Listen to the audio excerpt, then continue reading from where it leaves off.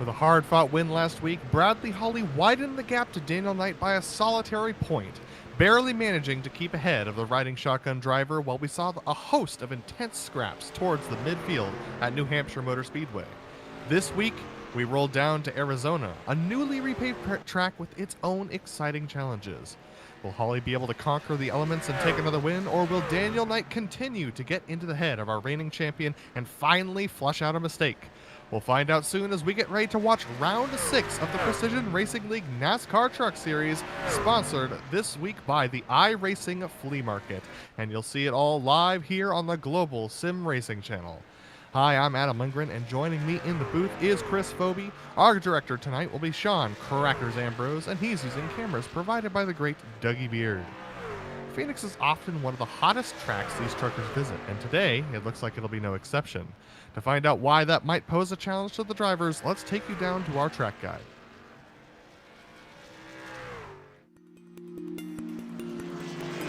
Welcome to the Valley of the Sun and Phoenix Raceway.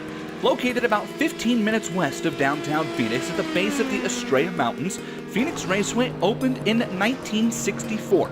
Phoenix is known for its unique tri-oval layout, and in 2011 underwent a facelift for the first time in its history, adding banking to both corners while opening up that dogleg into a high bank sweeping corner with lots of room down on the apron. This resulted in a drastic change in racing here in the desert. The original layout called for using the sweeping turns 3 and 4 to set up a pass in the out-braking zone entering turn 1. But the new layout, especially with the NASCAR-style cars and an open dogleg, encourages quite the opposite, as several different entry lines now exist for turns 3 and 4, often allowing for side-by-side racing and better passing opportunities on the back half of the track. Now, the renovated layout still possesses many risks to over-eager drivers here at Phoenix. The apron in turns 3 and 4 can be especially slick on an open-wheel car, and don't forget the wall on corner exit. Turn 4 has claimed many aggressive drivers throughout the years. That wall just kind of feels like it pops out and grabs you at times. And while the changes here have helped make racing more competitive, the age-old rule, of course, still applies. Track position is king. Get out in front, you're sure to have an easier time navigating this tricky track. So what do you say? Why don't we hike up Rattlesnake Hill, grab your virtual chair, and settle in for what's sure to be a great show.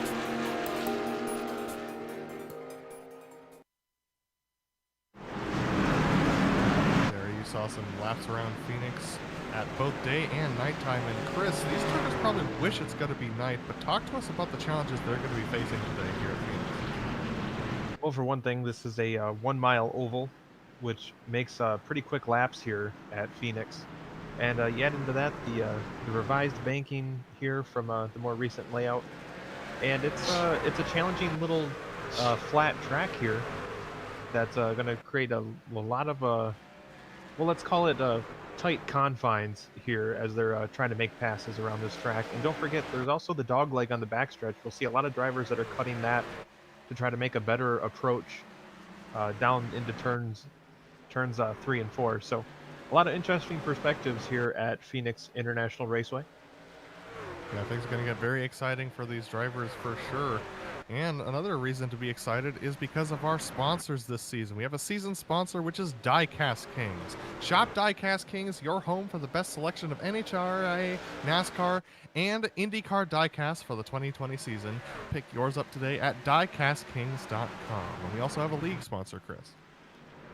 That's right, our league sponsor is the ButtKicker. ButtKicker products add incredible immersion and realism to every game.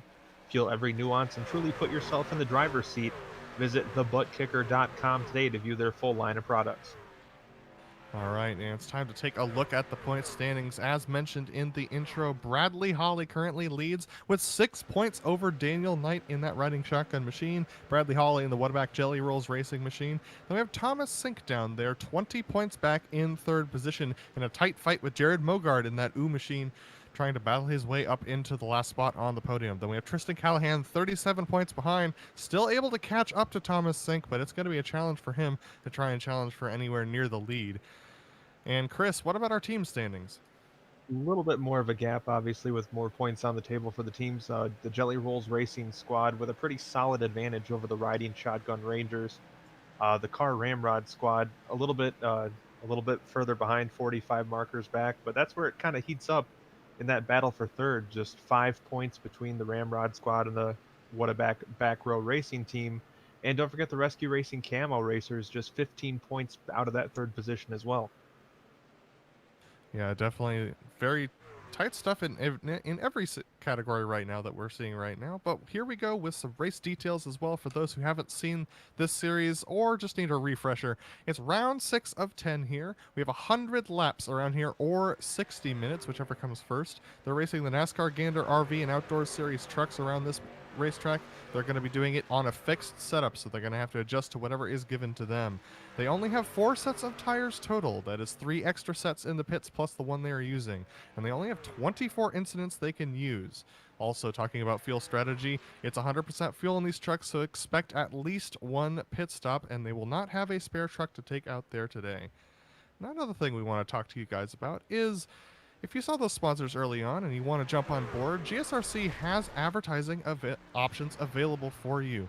The channel boasts over 1 million global monthly impressions, and the branding opportunities include those official series sponsorships, ad reads, race awards, and more. If you want to find out more, follow the link in our description on the YouTube channel, and we'll get in touch with you and we can talk some deals for you.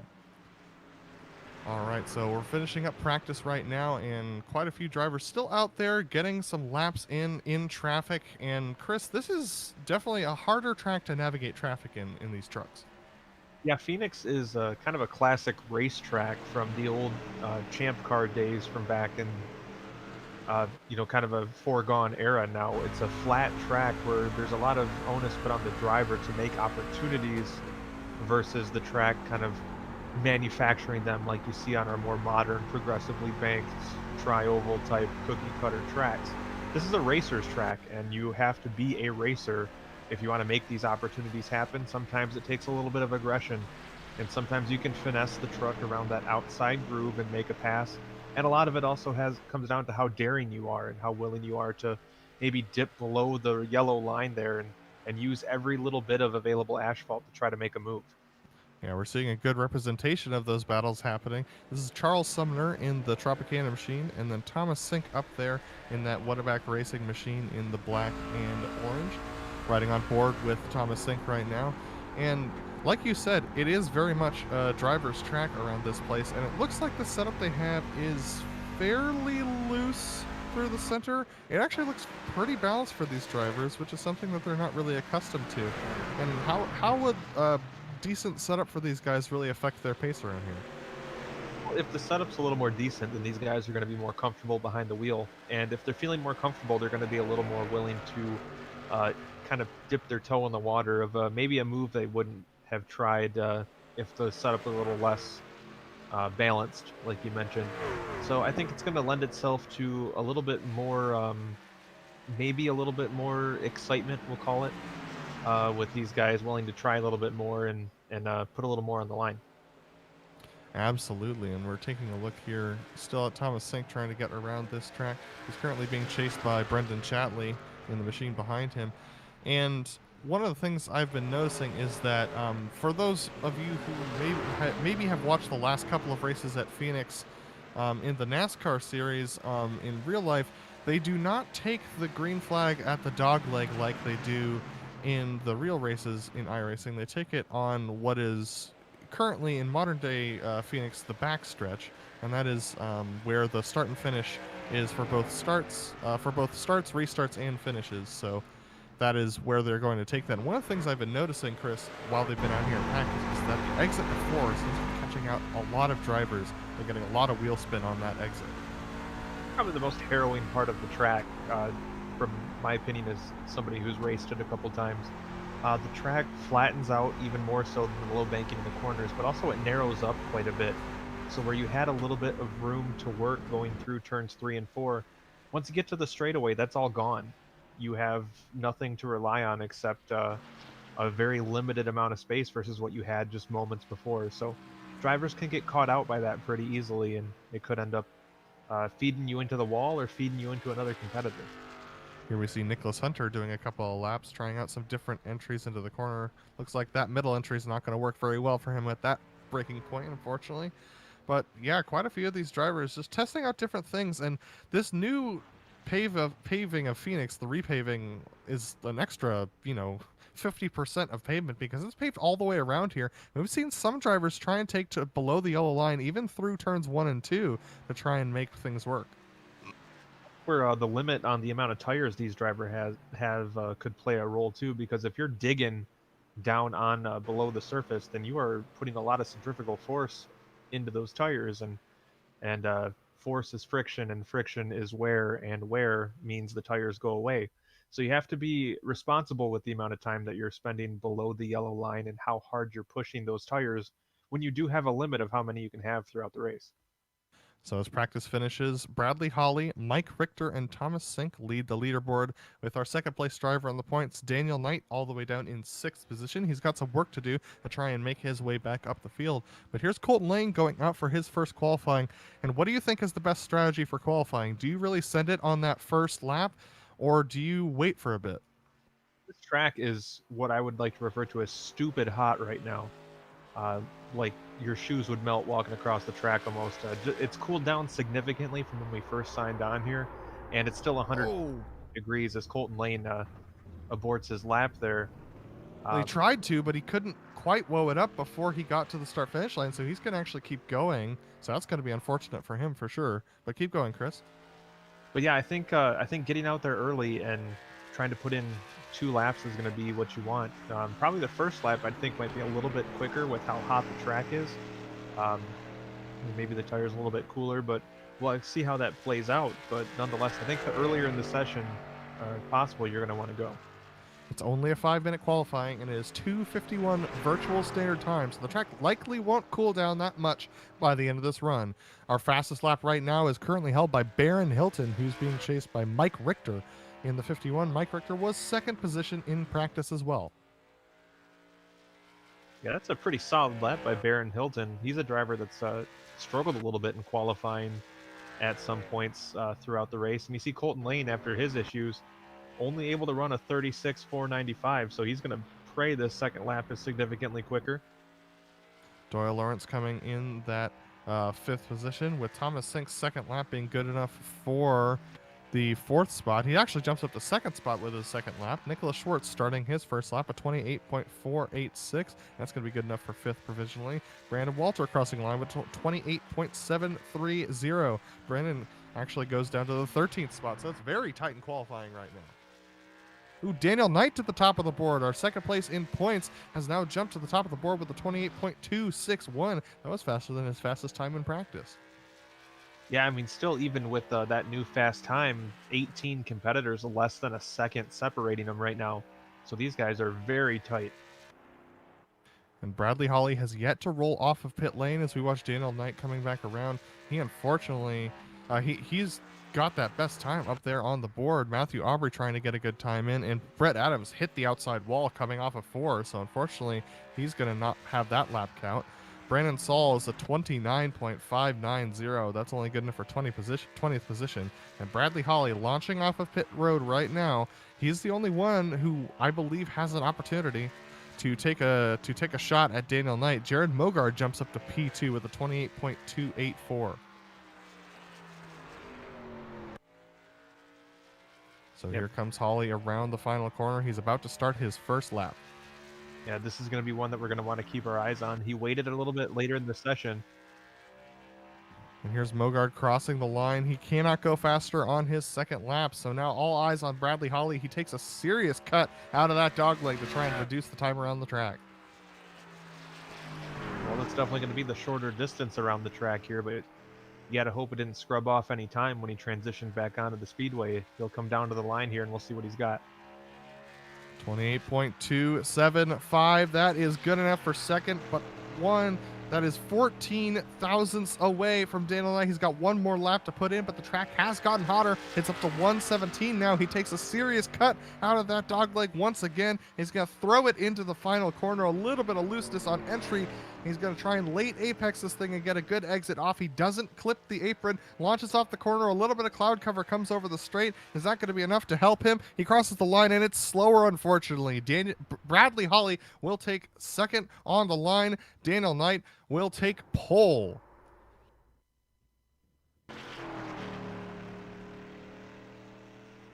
Mark Kaelin coming across the line. He's going to be the last one to cross the line. Trista Callahan just crossed the line, went 5th fastest. Mark Kaelin crossed the line at 29 flat. That's unfortunately not going to be any faster, so he's going to be down in 6th position, and he'll be our last to cross the line. And that will take us to your starting grid. Starting off on pole today at Phoenix is going to be Daniel Knight, with Bradley Hawley starting off in the 2nd position.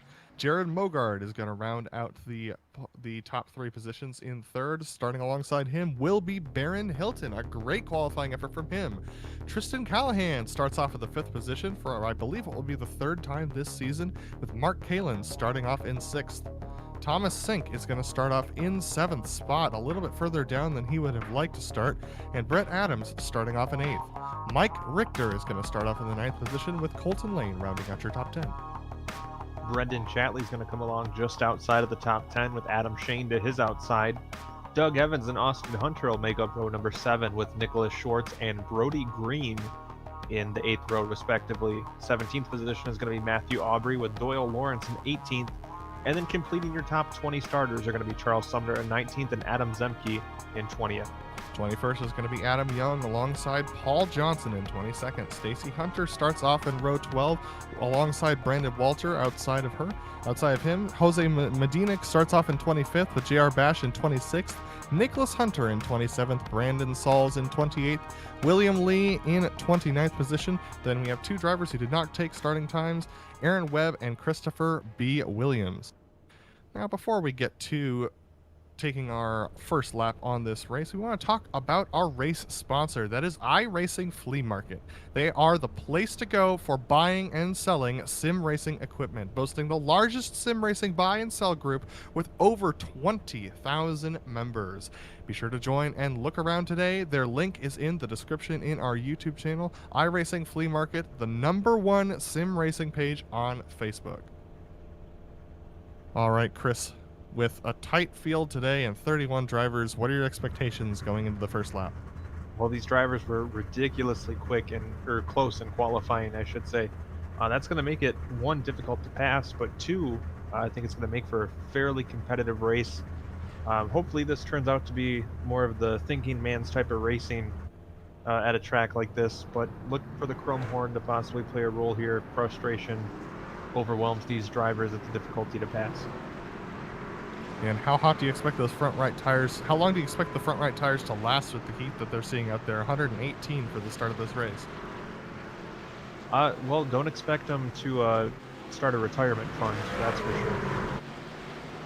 So as we get ready to go, Daniel Knight will lead them to the green with Bradley Hawley starting outside. These are our top 2 drivers in the championship. The wind is not really going to be a factor for these drivers today in these trucks. And with a momentum-based vehicle such as the trucks, things are going to be very intense out here. The pace car pulls off and Daniel Knight controls the field. He's going to wait until they exit 4 and wait until they get onto the front straight rather. And he's going to jump, and Bradley Hawley gets a good jump as well, but Jared Mogart pushing Daniel Knight through. A little bit unstable going into the first turn.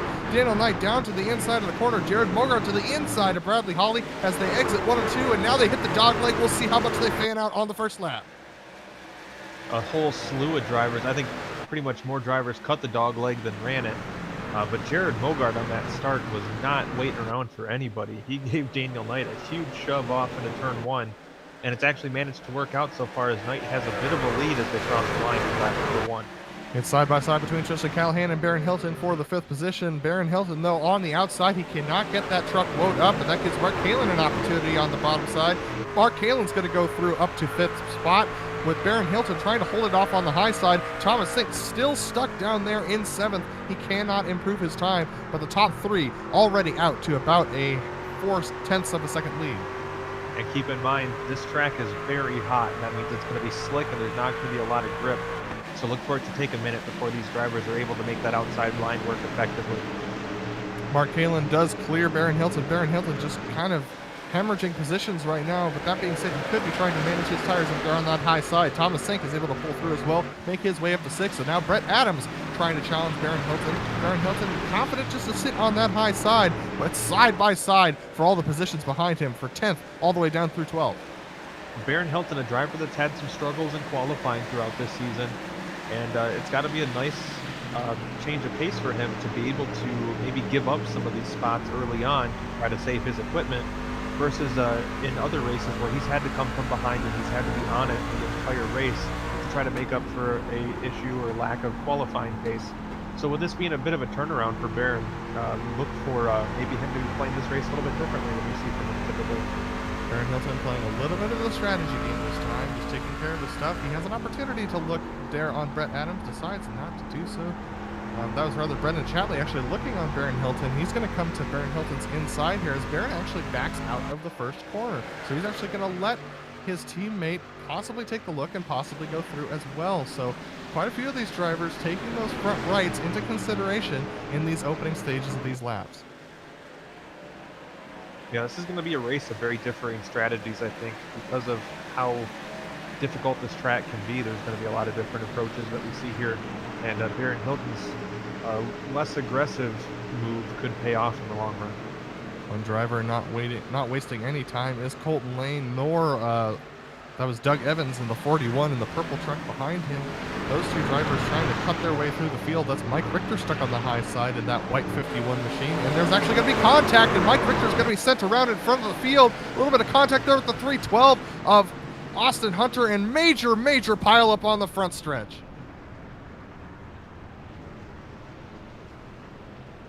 This all started with Mike Richter. Tough stuff for them. And Mike just trying to get off the corner, and it looked like there's just not much of an overlap. He thought he was clear. You're going to see it right here. Mike Richter and the 44 machine. That is Nicholas Schwartz, and then he just slides down the track, and everyone tries to go to the bottom of the track to avoid the wreck and ends up getting piled up into it. Now that's that part of the track, Adam, we talked about earlier. The track narrows up significantly coming out of turn 4 here, and I think that maybe could have played a factor. You see some of the drivers trying to take evasive action, but you have a wall on the inside and the outside, a very narrow straightaway here at Phoenix, and unfortunately these drivers are victims of that situation. Quite a few drivers in the pits right now. Brody Green, Adam Young, Austin Hunter, Mike Richter, Christopher B. Williams looks like he had a connection issue and he's out as well. So Adam Young, unfortunately, climbing out of that truck, I think he might be done for the day. Quite a few drivers who really got caught up in that wreck. And one of the things, like you said, Chris, we talked about that exit of 4 before the race, but one of the things we didn't talk about was that often wrecks on the exit of 4 tend to end up on the outside wall, and I think that's why we saw so many drivers headed towards the inside, even though that's where the wreck was headed. Yeah, that's definitely a good point, Adam. It does not typically look like the cars will head that direction, or trucks, I should say, will head that direction when there's an incident off of turn 4, and a lot of drivers are playing off that mindset, and boy, we just turned that front straightaway into a parking lot. So we had everybody from 21st on down head to the pits, and most of them with damage. Only 2 drivers that I see with minimal damage were able to clear their way out. That's Adam Zemke and Aaron Webb. Brandon Walter has a little bit more significant damage, and he's just coming out of the pits as well. But from 24th on down to 30th, all those drivers with significant damage due to that incident. That was a pretty big one. Yeah, this is the track was a little bit self-cleaning in that situation, unfortunately. Hopefully some of those drivers are able to continue on, and who knows, maybe pitting that early might even fix the strategy for some of these guys. Unfortunately, if they took tires that time, that means they're down one more set, and we are only 10 laps into this race. Now, some of you may be wondering why we weren't taking a look at the leaders. That's because they were not battling one another. Daniel Knight, Bradley Hawley, and Jared Mogard took off into the distance, and Bradley Hawley and Daniel Knight started to get Mogard even. But if you're not content with just hearing us talk about it, why don't you jump onto GSRC.tv and take a look at the timing and scoring and see whether or not you can follow those drivers that you want to keep track of while our cameras are not on them. That is up for you to take a look at for sure. Currently, we have Daniel Knight leading with Bradley Hawley in second, Jared Mogard third, Tristan Callahan fourth, Mark Kaelin in fifth, Thomas Sink still down in the 6th position, only improved that 1 spot as he climbed his way past Barron Hilton earlier. Brett Adams down in 7th, Brendon Chatley in 8th, Barron Hilton, like we mentioned, down in 9th spot, and Colton Lane following him up in 10th. Yeah, we mentioned this track is very difficult to pass, and even on that start, not a ton of position swapping going on. So a lot of drivers trying to take care of their tires. 100 laps around here are, I mean, it's only a mile-long track, Chris, but 100 laps as a driver around Phoenix can feel like a long time. Yeah, this is not the easiest track to drive. It's very flat, and of course, you're also racing in the desert, so there's an aspect of that gets kind of draining just mentally. So lights have gone out on the iRacing Mustang pace car. Daniel Knight will lead them to the line. Bradley Hawley in second. Bradley got a really good jump that last time, but Jared Mogard's push on the back of Daniel Knight is what gave him the clearance to get free. Let's see whether or not Daniel Knight waits that long again. He definitely waited the maximum amount of time until he went green. So as Daniel Knight tucks up in right behind the pace car is going to pull off, and Daniel Knight will lead them to the green. He's going to wait until they exit 4 once again, and he launches early this time. He catches Bradley Hawley napping a little bit. Jared Moguard with a decent run as well. But Bradley Hawley will have that outside line, and it's very tight behind them for the 4th position. That was Tristan Callahan almost having Mark Kaelin take a look on his inside. Daniel Knight carries so much speed off of that front corner, but still side by side for second. Jared Moguard and Bradley Hawley as they go into 3 and 4. Jared trying to keep the power down on the inside. Bradley sliding up into the gray a little bit on the outside. Jared's going to clear him as they exit 3 and 4. And Jared Mogart clears them off the 4, like you mentioned, Adam, and able to close the deal as they head off into turn number 1. So a great move by Jared Mogart. But here comes Tristan Callahan looking to stick his nose in that battle as well. Callahan has been very fast this season and hasn't really had a lot to show for it as far as finishes go, but he could be trying to make up for that here today. And it is very single file all the way through the field. Just a little bit of contact, actually, between Adam Shane and Matthew Aubrey down in the 13th and the 14th positions going through 3 and 4 there. And Matthew Aubrey managed to keep it off of the wall, but as we watch on board with Tristan Callahan, here's that truck that Matthew Aubrey just had a little bit of trouble entering 3 and 4, just missed his braking point a little bit, and now he's in trouble tucked up on the high side of the track. Yeah, that's another part where this is a driver's track, and you really cannot rest on your laurels when you're racing around this track. You have to be up on the wheel the whole time. Both ends of this track race completely different, so you really got to be on the wheel, and if you miss your braking point like that, it's going to cause you trouble. So as they sort themselves out in the back, we're going to jump back up to P4. This is Tristan Callahan getting passed by Thomas Sink, who made up some significant positions. Tristan Callahan up into the high side of the track. Looks like he made a little bit of contact with the outside wall going on the exit of 1 and 2. He's got right front damage now. And here we go, taking a look at the replay. Tristan just tried to get the power down out of 1 and 2. We see this happen a lot here on iRacing. Just a little bit of contact with that outside wall, and he loses quite a few positions all the way back down to 7th.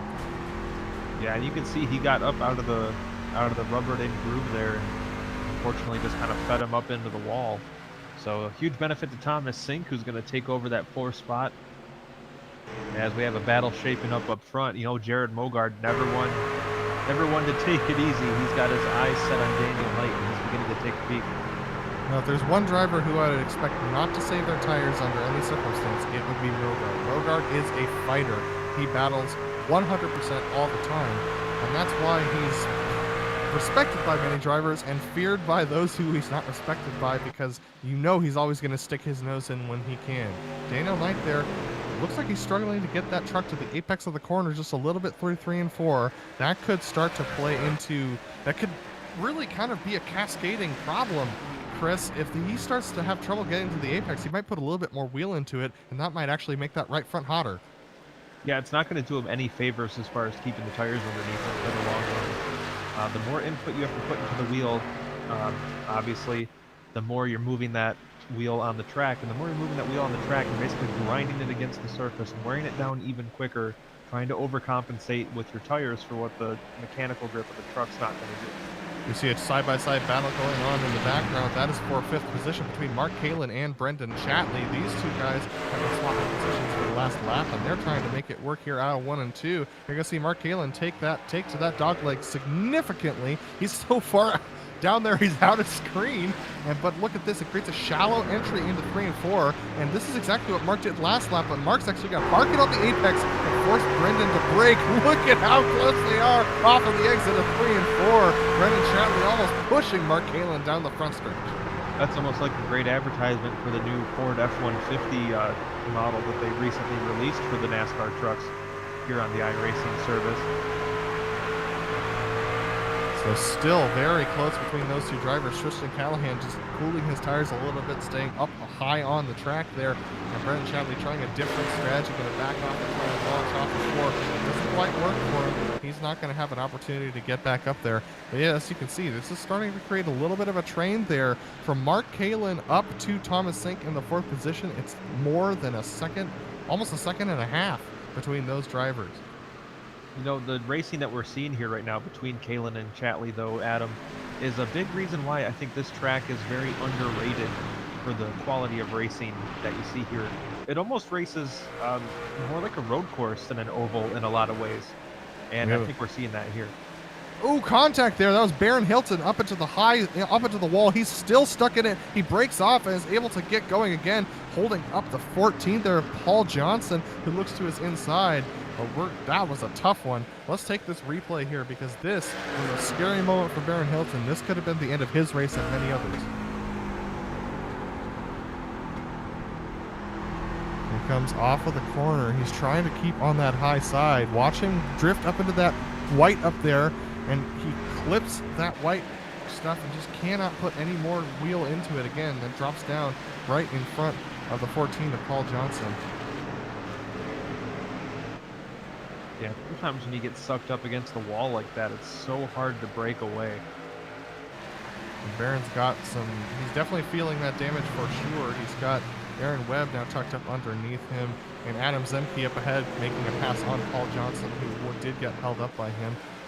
So as they start to sort themselves out, Thomas Sink up in the 4th position has started to put pressure on our championship leader Bradley Hawley, who lost that 2nd position to Jared Mogart. He's now down in 3rd, and this was on that restart. We did cover it. And here is Thomas Sink trying to put that pressure on to Bradley Hawley, but these drivers up at the front definitely look like they're just riding around trying to wait until the laps tick down a little bit more. Yeah, and I can't say that I blame them too much with the way the heat is out on the track right now. You're going to want to make those tires last as long as you can. And these guys maybe take it a little bit easier now that the run has settled in. As you can see on the screen there, a very hot track still. So these guys are going to want to make those tires last as long as they can.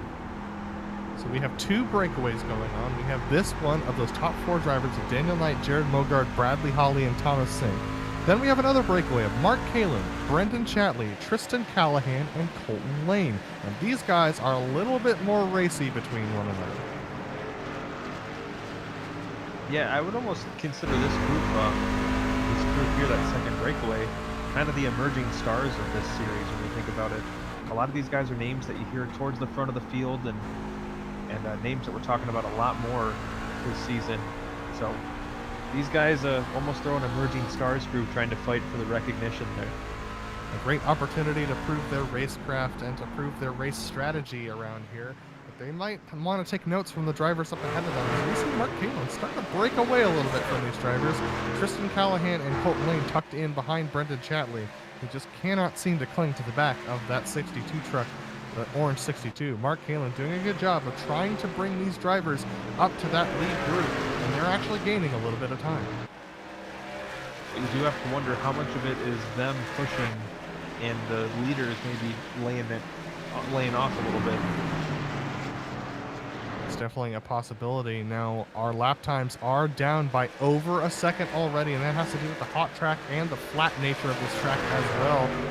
Our leader's fastest time is 28.26, where Daniel Knight is a 29.581. Now, here's the comparison between Mark Kaelin in 5th and Thomas Sink in the 6th position.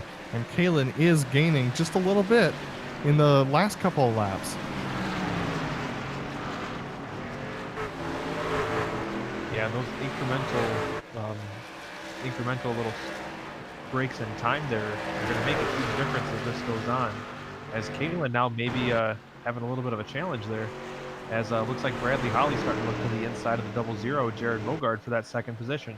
Jared has been dropped by Daniel Knight, who now has almost a second gap over Jared Mogart in that double zero machine.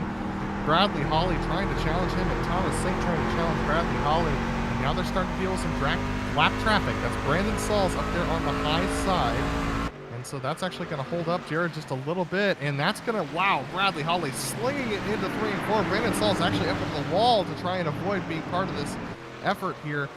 But that might give an opportunity to Thomas Sink. He just can't do it. But how much of the tires did that make Bradley Hawley burn up there on that front right?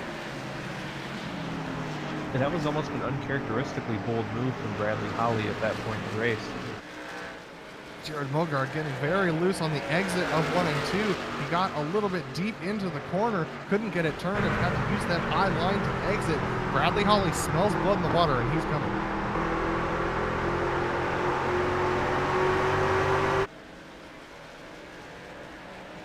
Wow, look at this. Jared Mogart just trying to get that truck around, but Bradley Hawley looking with great anticipation at any opportunity he can get there.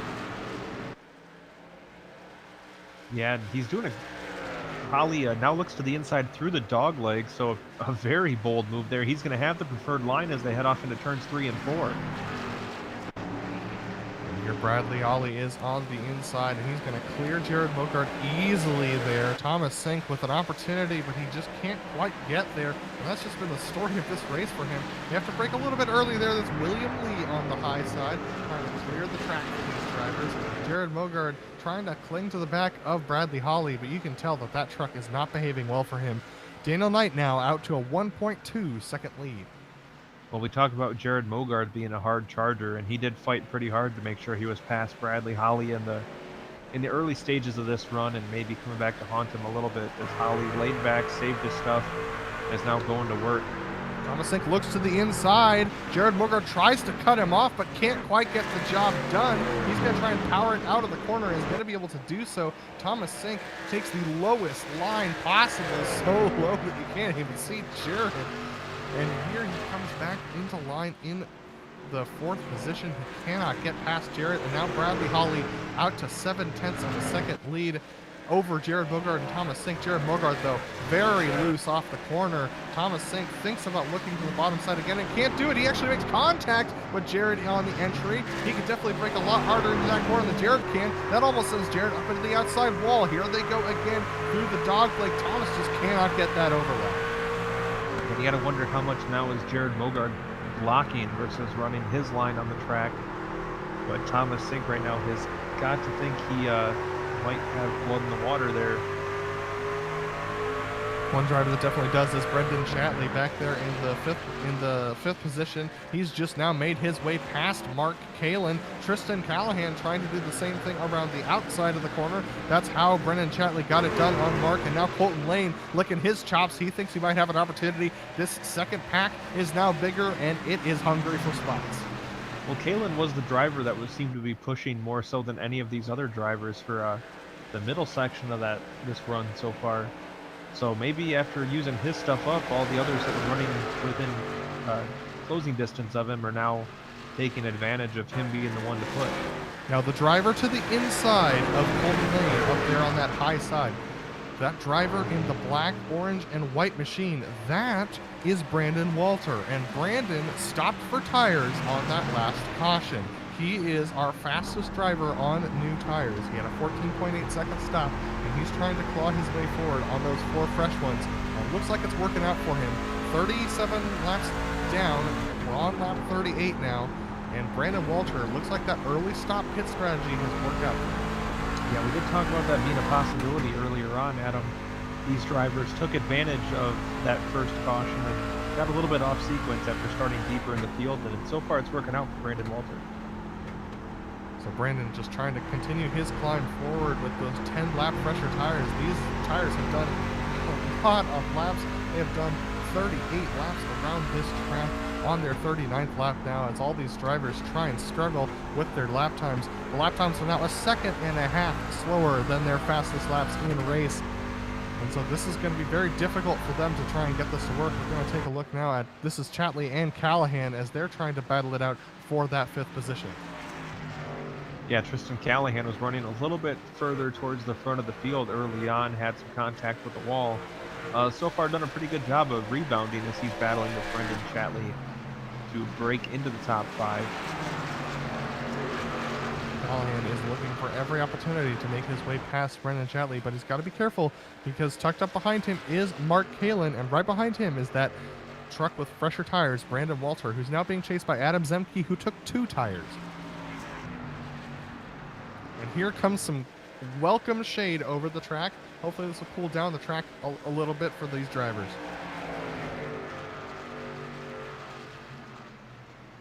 Well, it's cooled down 2 degrees pretty quick, so that's got to be welcome relief for the virtual fans in the stands here at Phoenix. Got to believe that sun would just be baking on them. Just an update on our leaders.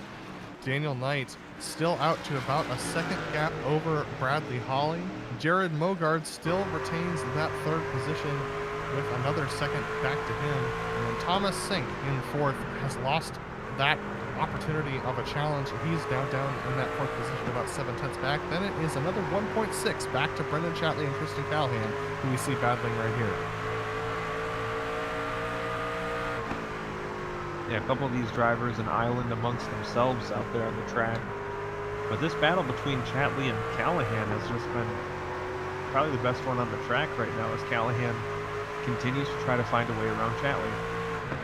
All right, Chris, if you're one of these drivers up towards the front of the field, when do you come in for your pit stop?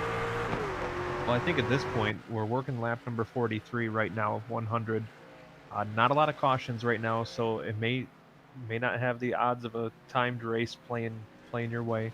So I would expect, if it were me, I would be wanting to pit sooner than later, get a new set of tires on and try to bank some quick laps there and try to take advantage of the early pit stop. And Brandon Walter has spent his stuff. He just got passed by Adam Zemke, a 2-tire stop driver.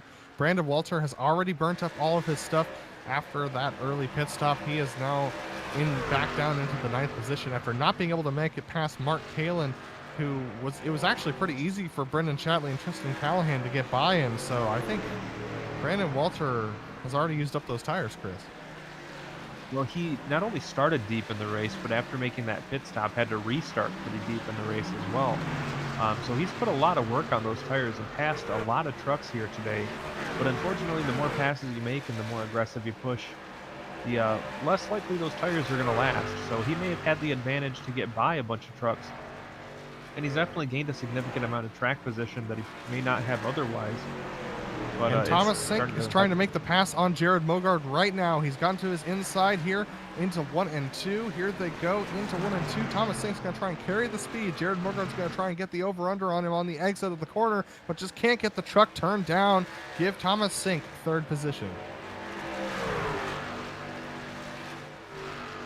Well, that's definitely going to be a change here, and who knows, this could be maybe what starts pushing some of these drivers to make a duck towards pit road. And Brendon Chatley will be our first taker. Brendon Chatley in from the 6th spot. He was just passed by Tristan Callahan through the dog leg, and Brendon Chatley will be our first one to come and take a bite. That is going to be all eyes on him in the pits of Daniel Knight and Bradley Hawley as well. They're going to watch this truck with very vested interest. Yeah, I'm really excited to see what kind of lap times Brendon starts turning after he gets back out onto the track. See if maybe making the pit stop is a significant and worthy endeavor for him. Brendon Chatley's fastest lap was a 28.754, but he's been in the mid-pack all day. And he gets out there with a little bit of clearer track. Let's see what kind of laps he can do. The fastest lap of the race is from our current race leader at a 28.260. So let's see what kind of laps Brendon can get in on those fresh tires. And if you'd like to see what kind of lap times he's going to turn once he gets back up to speed, make sure to tune into GSRC.tv for all the live timing and scoring. And here's P6. This is Mark Halen being pressured by Adam Zemke, and then Brandon Walter. Looks like Colton Lane has decided to duck to the pits, as well as Aaron Webb. That's from the 9th position and the 10th position on track, so they're going to follow their competitor Brendon Chatley. Ooh, man, that was a really tight turn from Adam Zemke to get down to the bottom of the dog leg. He's trying to cut as much time off of the corner. That might have been a little bit of looseness, though. We're going to go on board with him right now.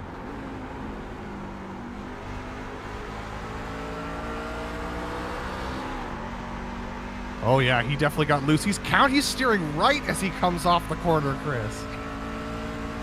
Well, I know Phoenix has had some legendary dirt track racers come from this area, and he was definitely dirt tracking it through that corner. So Doug Evans, Charles Sumner, and Nicholas Schwartz are the next to come. Stacy Hunter comes as well. All eyes on Brendon Chatley. His last lap was a 28.529. That is faster than any other lap. And now we have our leader into the pits. Daniel Knight, Bradley Hawley, and Thomas Sink all bite as well. Most of our lead pack, as well as Jared Moguard and Brandon Walter, all in the pits. That leaves Tristan Callahan and Mark Kaelin out, still on track. I'm going to be honest, I was kind of hoping those drivers were going to pit at different times to maybe get a few different pit strategies going on. But nonetheless, we're going to see who wins the pit battle here. So Daniel Knight in his pit stall. Bradley Hawley as well in his pit stall. Bradley was able to hit his box quite efficiently here. Let's see whether or not Brandon... Wow, it's going to be tight between the two of them. And Bradley Hawley actually is going to be right on the bumper of Daniel Knight. They're both going to exit the course here into the dogleg. And I think Bradley Hawley is going to take the lead of this race.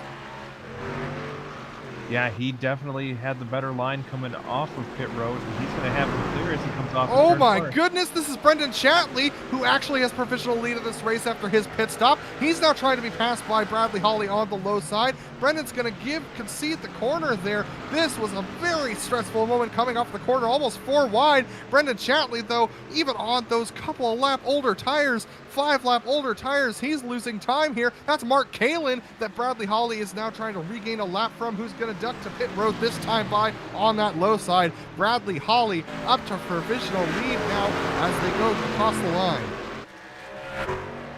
Yeah, that was a very stressful couple of moments there, Adam.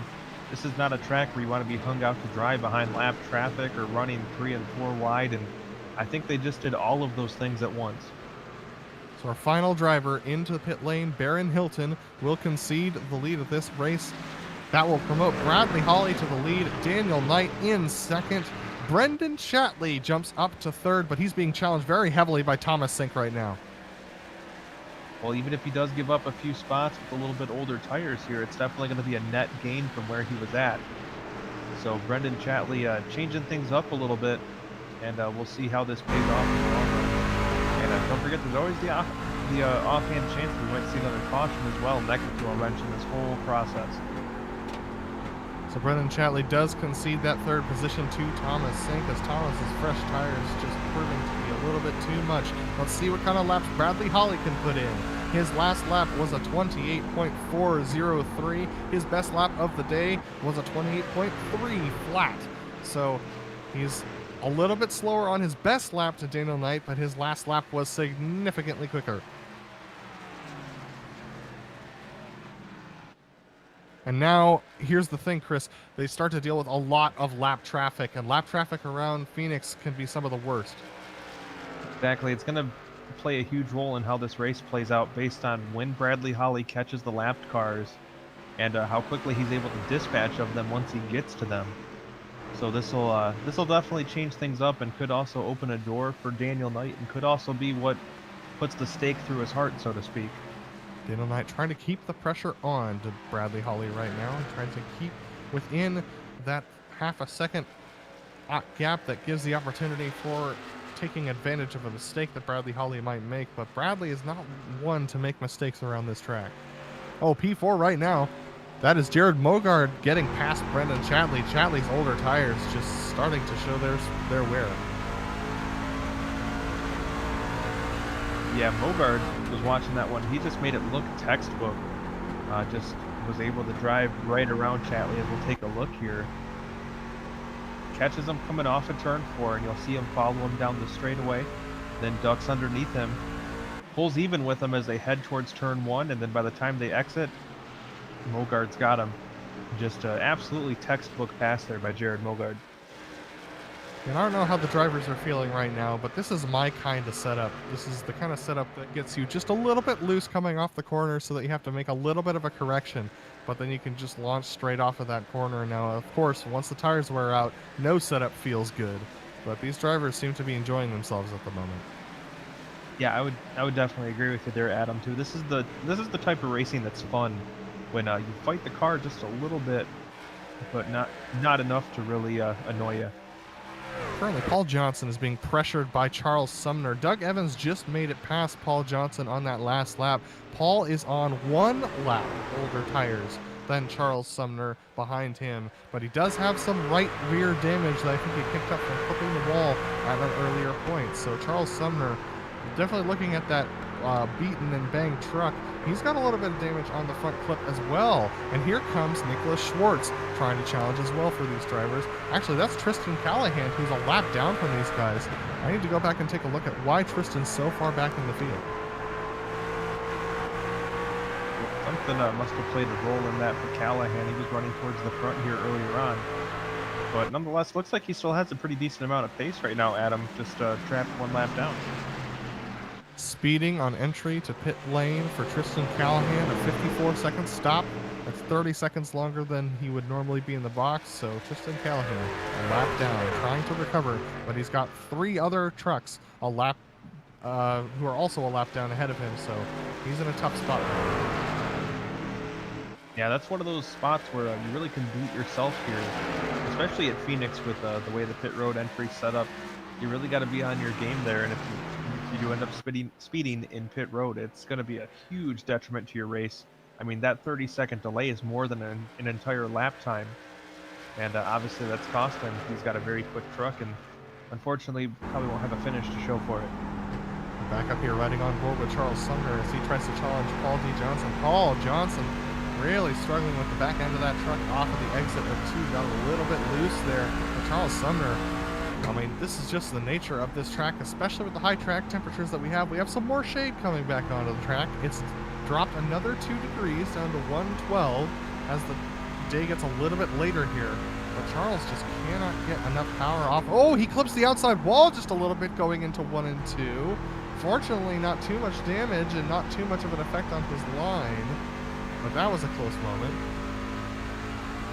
Yeah, that'll definitely make you sit up right in your seat there as you get a little bit closer to that wall. Ooh, man, that's not looking like a good line for Paul Johnson. Charles Sumner, though, just once again cannot get enough power down to take advantage of it.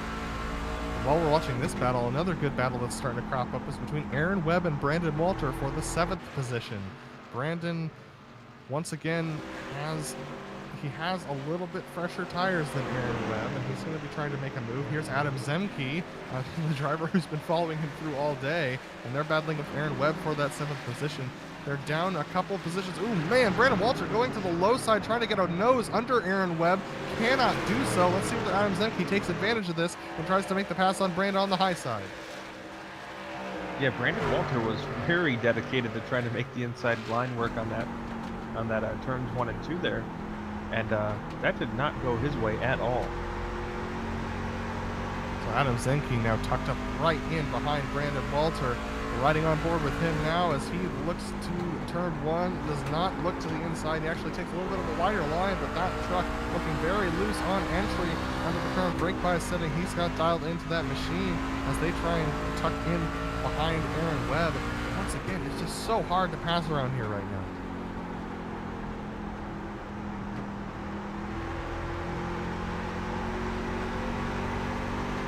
P5 is looking very close. This is Colton Lane, who just ducks to the inside of Brendon Chatley. Brendon Chatley's 2-lap older tires starting to show their wear for him for sure. Colton Lane, though, loose off of turn 2. He manages to hang on to it. But Brendon Chatley now looking to the inside to try and regain that spot. Colton's going to send it into 3 and 4. Yeah, Colton Lane definitely taking the long way around through turns 3 and 4. And that's not the easiest way to pass here, but it can be done as he shows here going down the straightaway. He's going to clear Brendon Chatley as they head off into turn 1. Those trucks behind them are J.R. Bash and Matthew Aubrey. They are a lap down, so they are no factor. But let's take you back to that battle for 7th position because it's getting very tight and it's involving a couple of lap trucks as well. We've got Jose Medina in there as well. Adam Zemke, Aaron Webb, Brandon Walter, and they're all starting to spread out as they go into 3 and 4. Yeah, these drivers all with a very different interpretation of what to do in this situation. Right now, it looks like 42 as Zemke is going to be the one in the catbird seat, but things are starting to slice and dice around here as Zemke pushed up the track a little bit. Things got very tight there for a moment, and now that's going to open the door for Zemke to make a pass. Aaron Webb trying to squeeze Zemke down to the apex of 1 and 2. Nothing doing that time around. Zemke now on the bottom side. Aaron Webb tries to make it work on the high side, but is he too high off of the corner? He manages to keep the power down.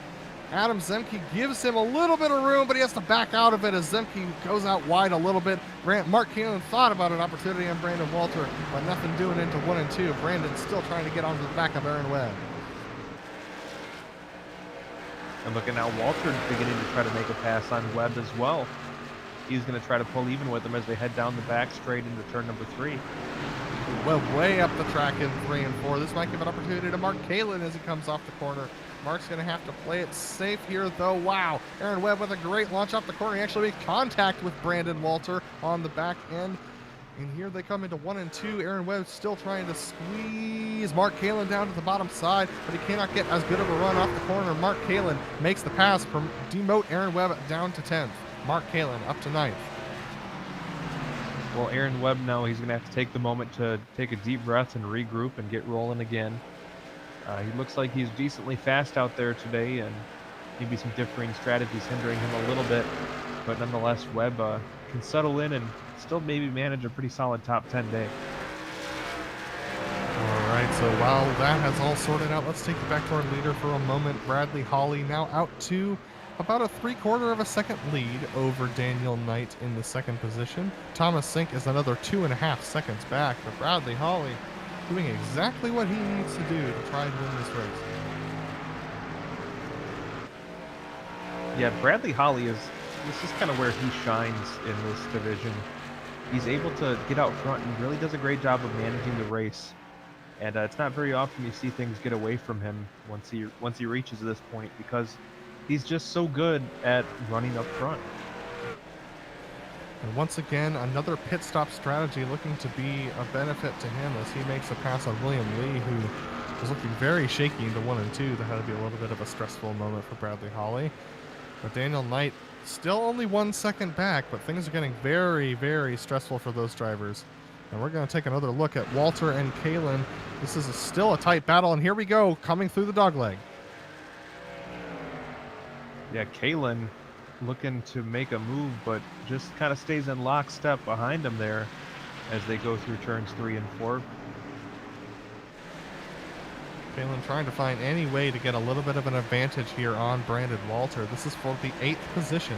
Brandon Walter up ahead of Mark Kaelin. Mark, he's been struggling a little bit on this set of tires. He's hit the outside wall once with that right rear, but he's still managing to keep pacing the track. Yeah, definitely a tremendous job being done. And I think Walter playing the tire game a little bit has really worked out well for him. He's gained just a ton of spots here today and is really running a very smart race. Brandon Walter, remember, he was in a position up there. He was like 4th or 5th position when, after all the tires stops really sorted out. So Mark Kaelin trying a very ambitious line through the dogleg to try and get any advantage on Brandon Walter. Cannot do so. That's Adam Zemke up ahead of him in that blue number 42 machine, as they see a little bit of a scary moment for them, as that was Matthew Aubrey who was slow off the corner as he almost made contact with Nicholas Hunter on the other lap truck going into the corner.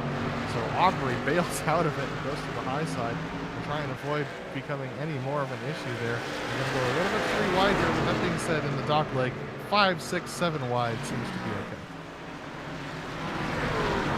Yeah, I guess that's one advantage to having the inside of the track paved, is really you can go as wide as you want at certain points like that.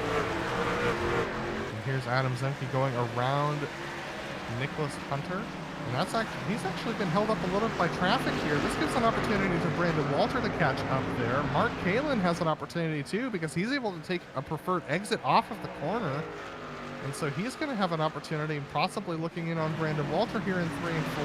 Brandon actually breaks a little bit early, but then puts power down into it. He's trying to diamond the corner here. He has looks like it's going to help him maintain his position.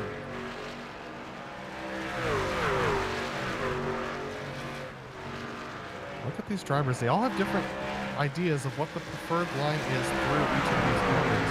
You can see that Adam Zemke is early in, early out of this corner, tries to carry as much speed through the center as he can. Brandon Walter likes to slow rotate through the center of the corner, and Mark Kaelin is a late apexer, trying to get as much power out of it as he can. Yeah, it's probably my favorite part about racing at this track and in general is it's really a blank canvas, and these guys can paint it however they want. And you see so much variety when these guys race these tracks week in and week out, and it's really fun to watch as kind of a racing purist, just to see how hard and aggressively these guys take to these tracks. And then you have the guys that will also lay back and kind of take things as they come, and I think it's just so much fun to watch these guys race week in and week out. You're not missing anything up at the lead. Bradley Hawley, with 20 laps to go, has a 1.7 gap over Daniel Knight. Thomas Sink starting to close the gap down to 1.1. So we'll keep our eyes on that, and you can keep your eyes on that if you're taking a look at GSRC.tv, our live timing and scoring. But we want to keep our eyes on this battle because Adam Zemke, Brandon Walter, and Mark Kaelin are not done battling yet.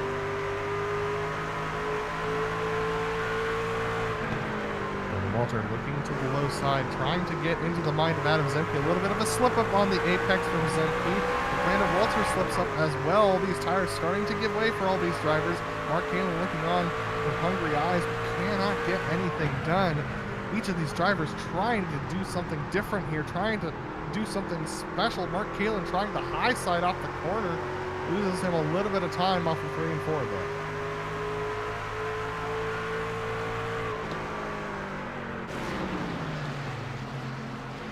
Go around another time. Adam Zemke looks like he's coming a little bit high off of the corner, but he's been doing that just a little bit, trying to carry as much speed as he can. But Brandon Walter looking like he has a good opportunity through 1 and 2 and through the dogleg if he can get close enough to Adam Zemke to try and make that work. It seems like Walter is so much quicker than Zemke on corner entry and to the center of the corner. He just seems to closes so much, but Zemke is able to put the power down and is able to grow that gap as they come off of the corner. Just really interesting to see how close Walter can get for just a moment before Zemke opens it back up. And that 12th place battle between Paul Johnson, Charles Sumner, and Nicholas Schwartz is starting to shape up as well. These 3 drivers have been inseparable this race as well for them. As you see Charles Sumner and Nicholas Schwartz on your screen, that is Paul Johnson up ahead of them. Nicholas Schwartz trying to look for any opportunity to get by, but at this point, 34 laps into a stint, Chris, it looks like these tires have given up any opportunity for some passing. Yeah, this is kind of where we were the last time around as well.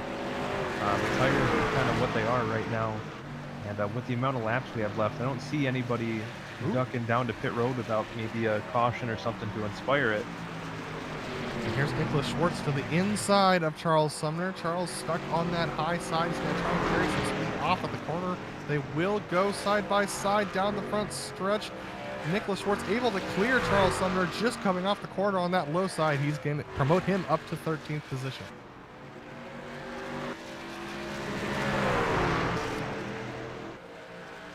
Going to hop back up to the battle for P7 because Adam Zemke is starting to pull away from Brandon Walter, and Brandon starting to fall into the clutches of Mark Kaelin. I figured it was only a matter of time before Kaelin got back up into the mix there. He maybe seemed like he was laying back a little bit for watching these 2 ahead of him. So not too surprised to see Kaelin turning up the wick here as we get closer to the end of the race. Mark Kaelin really trying his best to find any possible line. Brandon Walter fell off the back of Adam Zemke. And this was long before they passed Nicholas Hunter. They've got some lap trucks up ahead of them. That is Brett Adams and Adam Shane side by side. They are not for position. And we're going to jump up to P2 because Thomas Sink has started to make inroads on Daniel Knight, and Daniel's tires are falling off. He's 2.3 seconds behind Bradley Hawley. Yeah, this is definitely a change of pace for Daniel Knight in this race. He's kind of been comfortably either out front or in second for the majority of the event. And now he's going to have his hands full here as Thomas Sink is very aggressively looking to make a move. Almost contact as they come off of the dog leg, but Daniel Knight trying to carry tons of speed into the corner. He's going to try and stay clear of Thomas Sink. Thomas trying to stick his nose in there and force Daniel Knight to give him room. Daniel is powering out of the corner. He's able to stay ahead. Thomas Sink, though, looking very aggressive on that low side. Remember that Thomas Sink and Bradley Hawley are what-a-back teammates. Daniel Knight, gets loose off the corner. So does Thomas Sink. They are really letting it loose here in the closing 10 laps. Yeah, these two are duking it out here. Sink might have another look here as they go through turns 3 and 4. He gets right up to the back bumper, and you can see the look from Thomas Sink's windshield here. He is within striking distance. We'll see what he does here as they go off into turn 1. Still keeps him lockstep, following behind Daniel Knight, but he could just be waiting to make the next move. Jared Mogart in fourth is 4.3 seconds back. He will likely be no factor in these battles, so these drivers can go at it as hard as they want for this second position. Daniel Knight trying to retain as many points to Bradley Hawley as he can if Bradley is able to win this race. Thomas Sink trying to claw his way forward in that third championship position, and Daniel Knight's the man he's trying to beat in the championship point standing. So we have our championship leaders right now, 1, 2, 3 on track. And Thomas Sink looking to shake up that order as much as possible. Gets a great run out of the dog leg, but still not able to do anything once they get to turn number 3. Daniel with some impressive late braking into 3 and 4, but he's right on the edge of grip as they exit the corner. Thomas Sink looking for an opportunity. He thinks about looking low. I saw the little movement for the car. Now contact into the back of Daniel Knight. Thomas Sink has to go high. Daniel Knight is going to just barely keep it off the wall. That was some significant contact, leaving the rear bumper crunched up on Daniel Knight's machine. That's going to put Thomas Sink 0.3 seconds back once again. We are still going with 8 laps to go here for Bradley Hawley. He's 2.5 seconds ahead of these guys. They're not going to catch up to him. This battle now for second position on track, and is for second position in the points. So right now Daniel Knight able to maintain a gap just a little bit, but Thomas Sink has been very good as they come through the dog leg. Does not make up as much time this lap, but they are also coming up on lap traffic at him. Yeah, the lap traffic's going to be a factor, but if it's not a factor, would you expect Thomas Sink to give a little bit more of a shove to Daniel Knight when they go through 1 and 2 if that happens again in closing laps? I think the closer we get to the end and maybe less time there is for retaliation, I think the gloves might be off and the pay window's open. Daniel Knight knows that Thomas is desperate to get this position, is desperate to get as many points as he can. Daniel's desperate though too.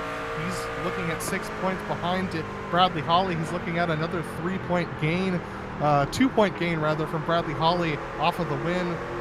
2 points for the win, an extra point for being 1 position ahead of Daniel. Daniel will have the point for the fastest lap, it looks like, in this race, but Thomas Sink and Daniel Knight, though, they both want maximum points this race. And you can see just lap cars fanned out all across the track in front of him. So Thomas Sink looking to make a move, but he may have some help here shortly.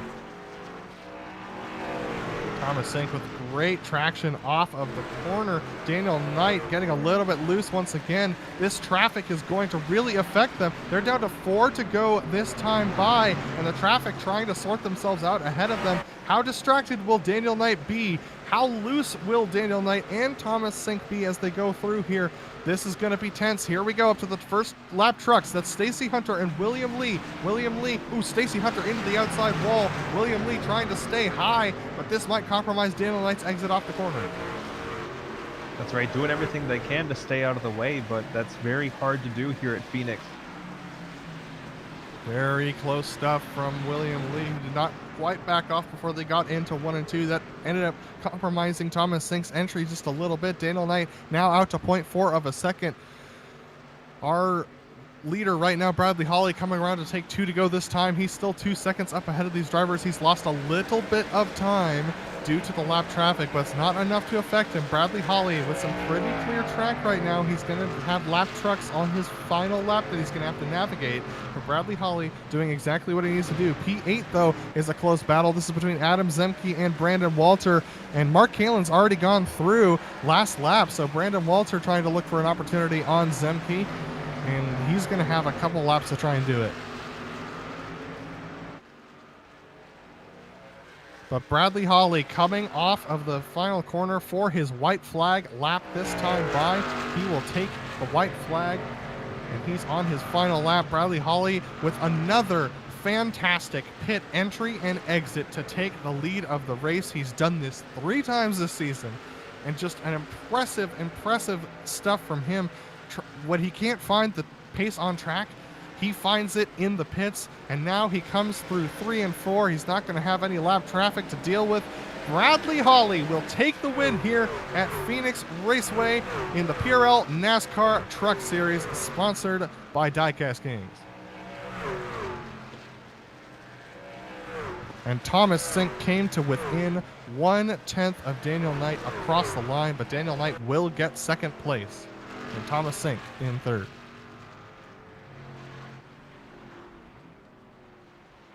Well, that was some intense racing from all these drivers on track. Chris, just close stuff from all these guys. Yeah, that race was really what Phoenix is all about.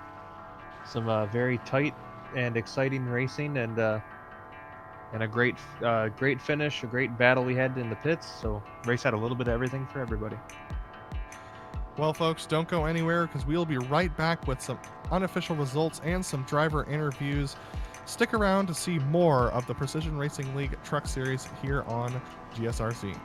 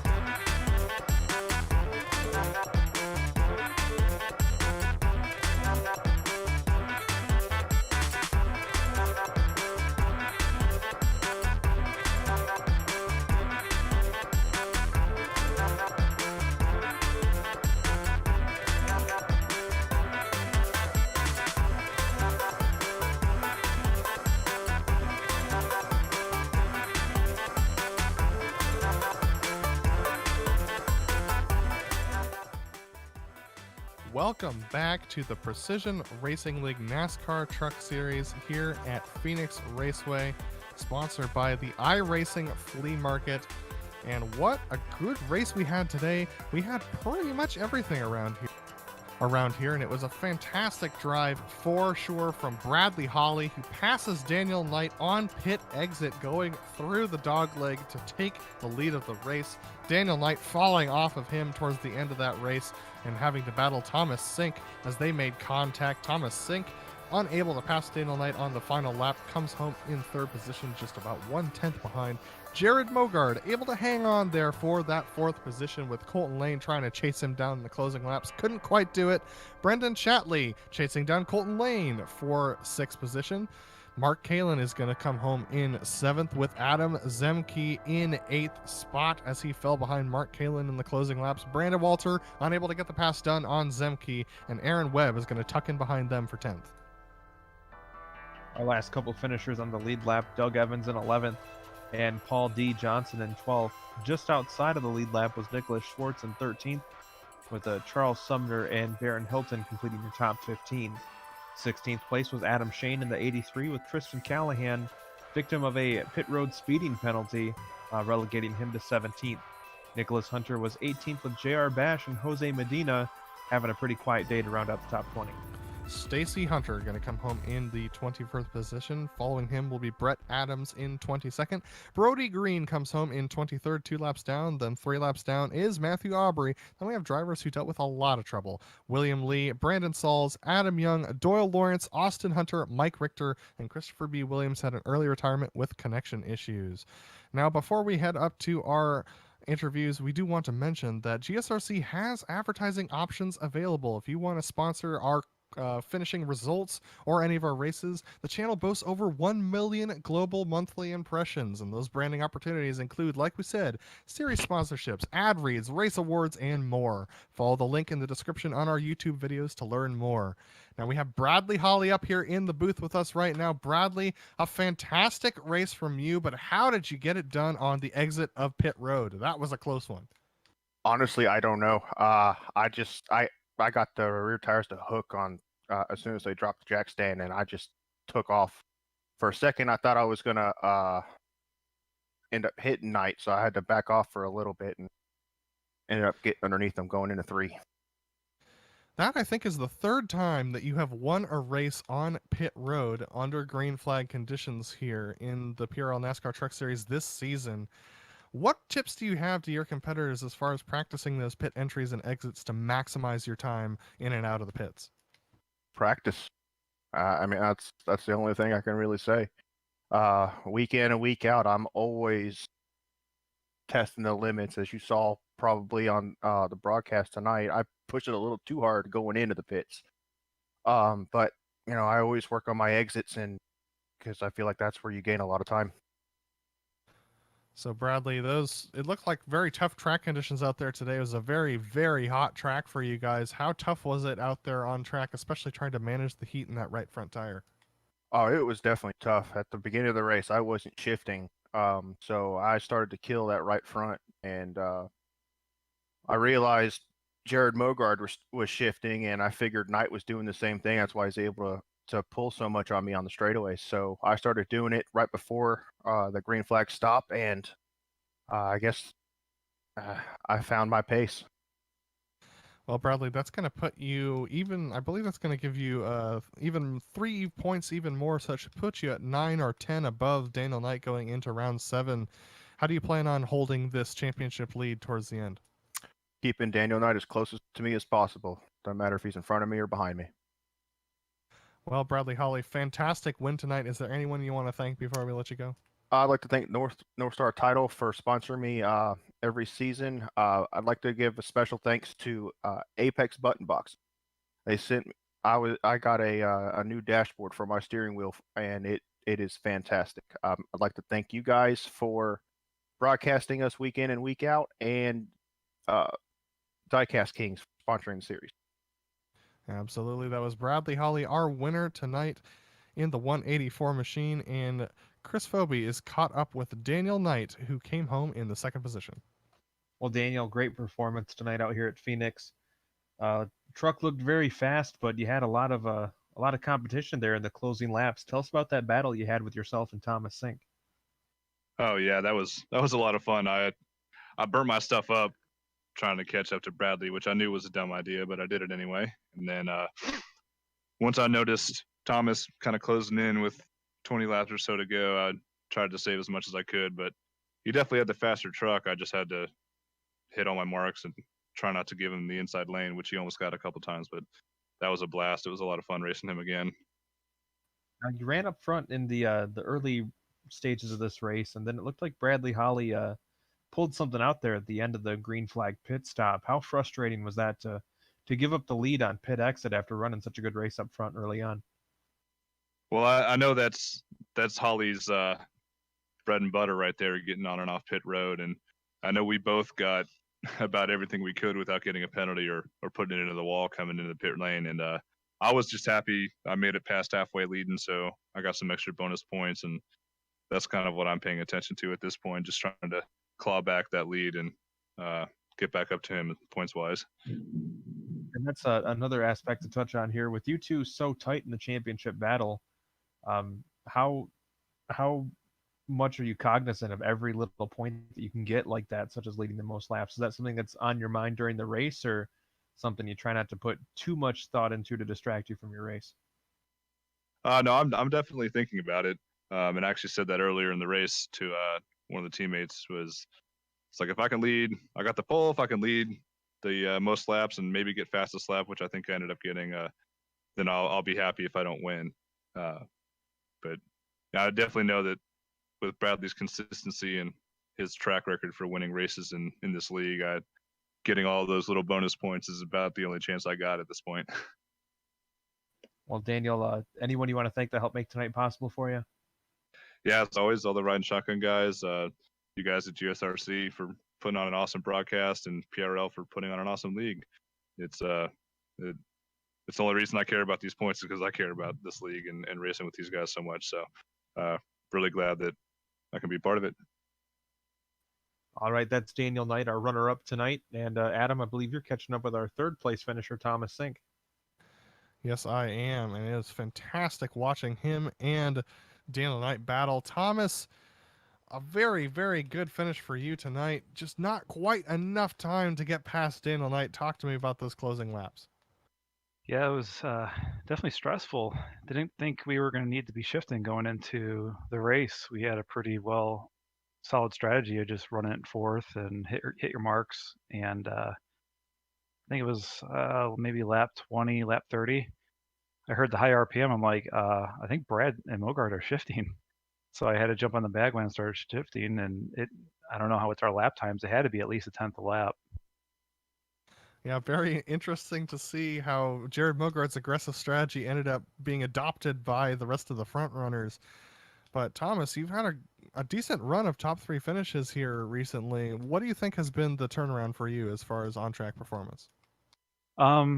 Just not getting over agitated or excited. I know my teammates have told me, calm down, hit your marks, and just get this mentality that, I don't have to let everyone by, more or less. So right now it's just focusing on hitting my marks, try not to get excited. When I get excited, that's when things start falling apart. Well, Thomas, next week we head to Eldora, which is an entirely different beast. What's your approach to such a challenging track? Survival. Every year it's survival. I've had a couple good runs where I can get out front and just run top three or so. Then you get these guys that are first lap heroes that'll go in there and wreck you. So it's been very 50-50, mostly wrecks with me over at Eldora. And Thomas, lastly, is there anyone you want to thank that made this third place possible today? Yeah, the guys at Wetaback Racing, they always put in the hours of practice. So when I come in on Wednesday, they give me a good baseline of what kind of lap I should be running, what kind of times I run, and how to run that lap. Brad Hawley with Stars and Stripes Realty, he's the one that sponsors the truck. Trading Pains for everything they've done with me. You guys did an amazing job. I always love going back and watching you guys' broadcast. My girlfriend at home, she's always supported me. Keeps me at the steering wheel every weekend. And then PRL for having such a great league to go through. Oh, and Diecast Kings, because I always forget them. Thank them for sponsoring us. All right. Thanks for Thomas Sink, and congrats on third place. Thank you, guys. That was Thomas Sink, our third place finisher, and that will close us out for tonight. We want to give a big thank you to the Precision Racing League for bringing us on for another season, and a big thank you to this season's sponsors, Diecast Kings, and the race sponsor for this race, the iRacing Flea Market, for sponsoring this round. Make sure to visit them all at the links in the description. We also want to thank ButtKicker for sponsoring the entire league this season. Their links can be found in the description as well. Thanks to the companies that provide the software and hardware for our broadcasts that are listed here on your screen. As always, many thanks to June Lalonde, who provides our awesome music. See the screen for how to get a hold of more of her great work. Thanks to today's crew, Sean, Chris, and Dougie. If you want to find out more about GSRC, including upcoming races, you can see them scrolling by right now, or you can find us on globalsimracingchannel.com. Also, check out our social media on Twitter at GSR Channel, Facebook at Global Sim Racing Channel, and Instagram at GSRC_Graham. And if you'd like to support the channel, go check out our merchandise store at gsrc.storenvy.com. The link is in the description below as well. If you want to see more racing action, hit that big red subscribe button as well, and that way you won't miss a moment here on the Global Sim Racing channel. Now, next race will be Eldora, as mentioned. That's going to be a dirt race with these trucks, July 29th at 8:50 p.m. Eastern Standard Time. You are not going to want to miss this one. We also have upcoming races for other series that are going to be listed here on your screen, so check those out and mark them down on your calendar. We hope you've enjoyed joining us tonight as much as we've enjoyed bringing this racing to you, and we hope to see you back on our channel soon. But until next time, race clean, race hard, and we'll see you on the track.